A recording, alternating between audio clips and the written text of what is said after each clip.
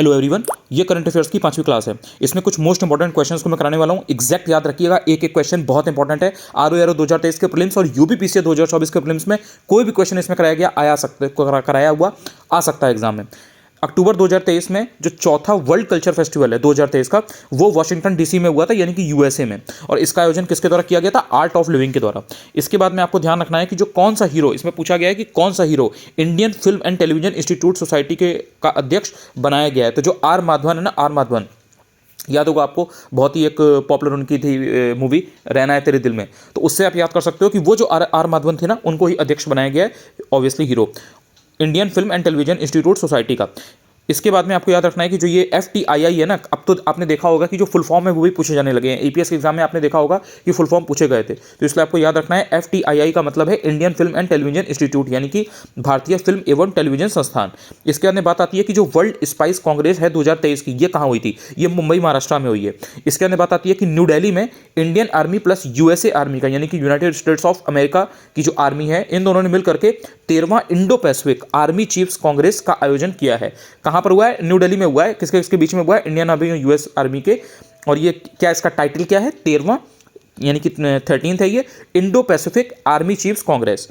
इसके बाद में आपको ध्यान देना है कि जो विश्व आयोजन ओजोन दिवस है, विश्व ओजोन दिवस यानी कि वर्ल्ड ओजोन डे, ये 16 सितंबर को मनाया जाता है। एग्जैक्ट डेट आपको याद रखनी है, very very important date is. इसके बाद में जो सर्वश्रेष्ठ पर्यटन गांव है 2023 का, बेस्ट टूरिज्म विलेज, वो मेघालय का कुंगथोंग गांव है। देखिए, ये पूरे इंडिया का नहीं है। जो सर्वश्रेष्ठ पर्यटन गांव में कोई एक दो चूज नहीं किए गए थे, वो बहुत सारे चुने गए थे। तो उसमें अगर आप मेघालय की बात करोगे तो जो मेघालय का कुंगथोंग है वो है। अगर आप ऐसे ओवरऑल देखोगे तो ओवरऑल ये नहीं है, तो इसलिए आपको बिल्कुल भी कंफ्यूजन में नहीं आना है।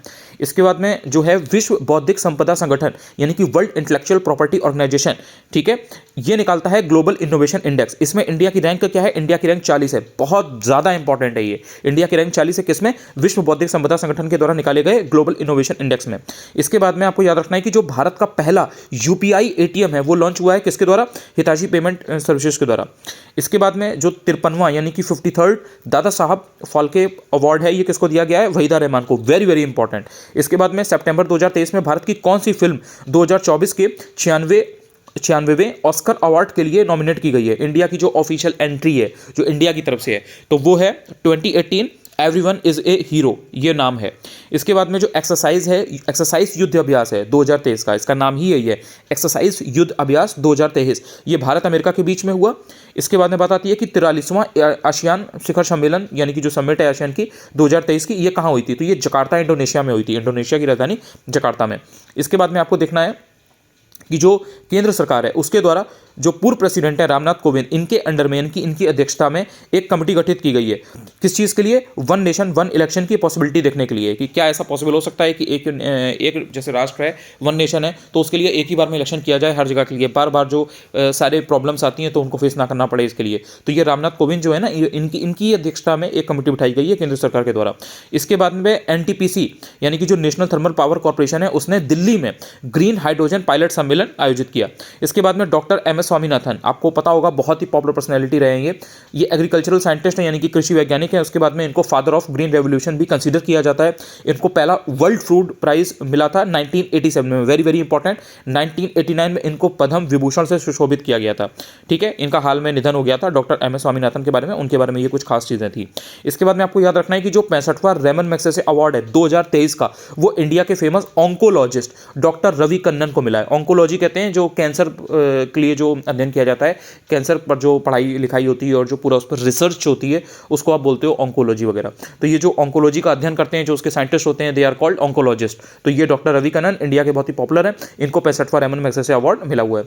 Then US open 2023, very very important. इसमें जो मेंस सिंगल्स है उसमें नोवाक जोकोविक को मिला है, ये बेसिकली जीते हैं। और इन्होंने किसको हराया है? इन्होंने जो डेनियल मेदवेदेव है उनको हराया हुआ है।